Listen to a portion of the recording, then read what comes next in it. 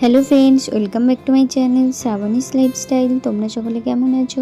আশা করি খুব ভালো আছো। আমিও খুব ভালো আছি। তো শ্রাবণীস লাইফস্টাইলে আরও একটি ভিডিওতে তোমাদেরকে অনেক অনেক ওয়েলকাম ও অনেক অনেক ভালোবাসা।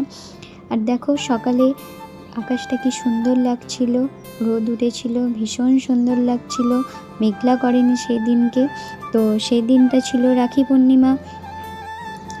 তাই সকাল সকাল স্নান করে চলে এসেছিলাম বাড়ির ঠাকুরদের জন্য মালপোয়া বানাতে। তো সেটাই সেদিনকে ঠাকুরদের সেবা দেব। তো তাই আমি মালপোয়া বানিয়ে নিচ্ছিলাম।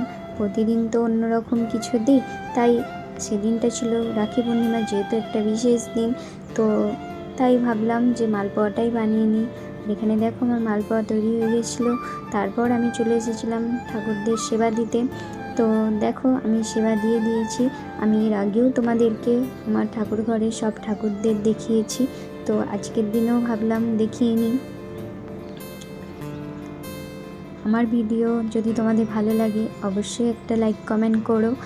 আর আমি দেখো যে রাখিগুলো কিনেছিলাম ঠাকুরদের জন্য সেগুলো আমি পরিয়ে নিয়েছি। আর দেখো, আমি আমার গোপালকেও রাখি পরিয়ে নিয়েছি।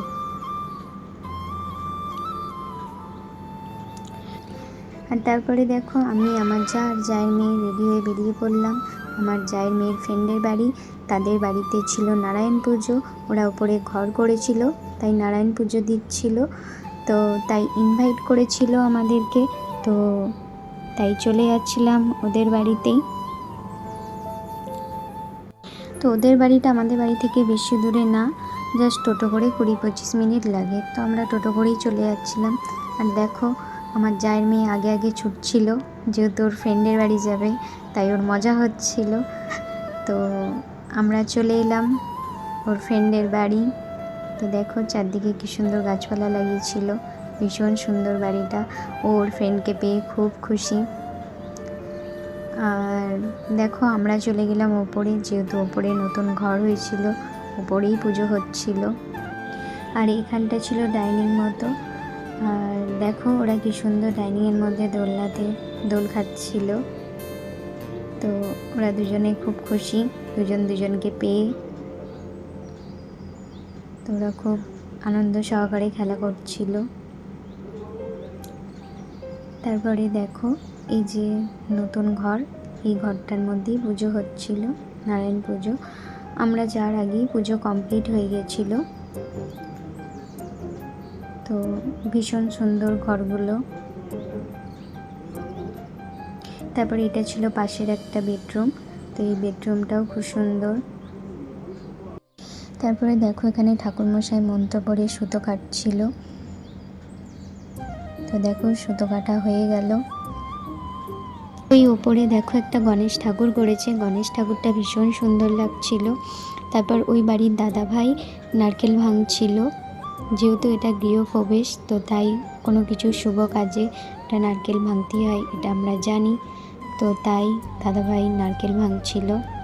তো ঠাকুরমশাই বলল দরজায়, দুটো দরজাতে আর কি রেখে দিতে, তো তাই রেখে দিচ্ছিল। আর এটা ছিল বাড়ির বাইরেটা, বাড়িটা অনেকটা জায়গা জুড়ে ছিল। আর এখানে হচ্ছিল রান্না, তো খাওয়া দাওয়ার জন্য। তারপরে আমি আমার যা মিলে খাচ্ছিলাম প্রসাদ বসে বসে আর গল্প করছিলাম। আর দেখো, আমরা চলে এসেছিলাম ছাদে। আর ওই দূরের এই বাড়িটা কি সুন্দর লাগছিল মন্দিরটা, তাই আমরা ওটা নিয়ে আলোচনা করছিলাম। তো দেখো, বাড়ির চারপাশটা ভীষণ সুন্দর, আর ওদের বাড়িটাও খুব সুন্দর।